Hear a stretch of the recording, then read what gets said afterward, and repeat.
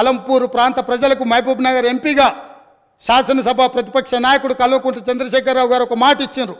ఈ ప్రాంతం నిండా మునిగిపోయింది, మీ ఇండ్లన్నీ కొట్టుకుపోయినాయి, మీకు ప్రభుత్వం ఇండ్లు ఇప్పించకపోతే బంజారాహిల్స్ నందినగర్లో ఉన్న నా ఇల్లు అమ్మి మీకు ఇల్లు కట్టిస్తా అన్నాడు. మేము ఆయన ఇల్లు నమ్మి కట్టించమని మేము అడుగుతలేము అధ్యక్ష. కానీ ప్రభుత్వం వచ్చిన 10 ఏళ్లలో నువ్వు కట్టిస్తాన్న డబుల్ బెడ్రూమ్ ఇండ్లు ఆ అలంపూర్ ప్రాంతంలో మునిగిపోయిన పేదలకు కట్టించి ఉంటే ఈరోజు నీకు ఇక్కడ నిలబడి మాట్లాడే అధికారము అవకాశం ఉంటుండే. ఇవాళ అలంపూర్ ప్రాంతంలో కనీసం ఆ ఇండ్లైనా కట్టించని పరిస్థితి ఈరోజు దాపరించింది. అదేవిధంగా మా పొన్నం ప్రభాకర్ గారు తెలుసు, మిడ్మానేరు ముంపు బాధితులకు కొన్ని సంవత్సరాలుగా వాళ్ళు పోరాటం చేస్తున్నారు, ఆరాట పడుతున్నారు. ఈ రాష్ట్రానికి ముఖ్యమంత్రి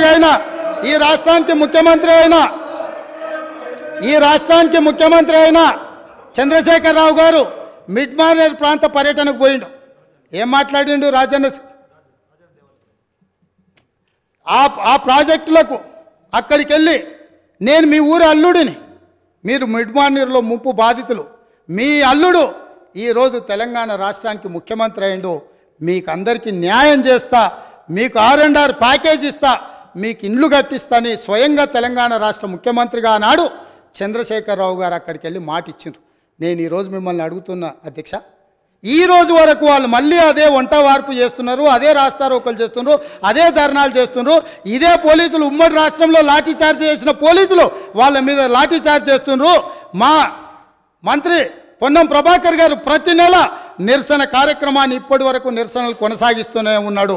అన్నీ ఉన్న అల్లుడు నోట్లో శని ఉందన్నట్టుగా ఆ మిడ్మానేర్ ముంపు బాధితులకు 10 ఏళ్ళైనా న్యాయం జరగలేదు. ఇది న్యాయమా? ఇదేనా ఈ రైతులను ఆదుకునేదని నేను అడుగుతున్నా అధ్యక్ష.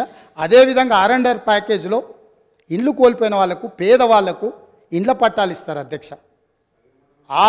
ఆ ఇండ్ల పట్టాలు రాజ్యసభ సభ్యులు జోగిన్పల్లి సంతోష్ కుమార్ 250 గజాలు ఇండ్ల పట్ట వారి పేదోడి కింద పట్ట తీసుకున్నాడు అధ్యక్ష. వారి సోదరిమణి నేను పేరు ప్రస్తావించదలుచుకోలేదు. ఎప్పుడో పెళ్ళైపోయి అత్తగారింటికి వెళ్ళిపోయినా వారి సోదరిమణికి కూడా ఇళ్ల పట్టాలు ఇచ్చారు అధ్యక్ష తెలంగాణ రాష్ట్ర ప్రభుత్వంలో. R&R ప్యాకేజ్ పేదలకు, అత్యంత నిరుపేదలకు ఇవ్వాల్సిన ఈ ప్యాకేజీలో ముఖ్యమంత్రి గారి కుటుంబమే నిబంధనలను ఉల్లంఘించి R&R ప్యాకేజీలో ఇండ్ల పట్టాలు కూడా తీసుకున్నారంటే ఇంకా కూడా అక్కడ నిలబడి మమ్మల్ని దోషులుగా నిలబెట్టడానికో, ఉమ్మడి రాష్ట్రంలో సమైక్య పాలనలో జరిగిన తప్పిదాల గురించి ప్రస్తావించి మమ్మల్ని నిలదీయాలన్న ఆలోచన ఇది ఏ మేరకు సమంజసము అధ్యక్ష? మీరు ఒక్కసారి ఆలోచన చేయండి.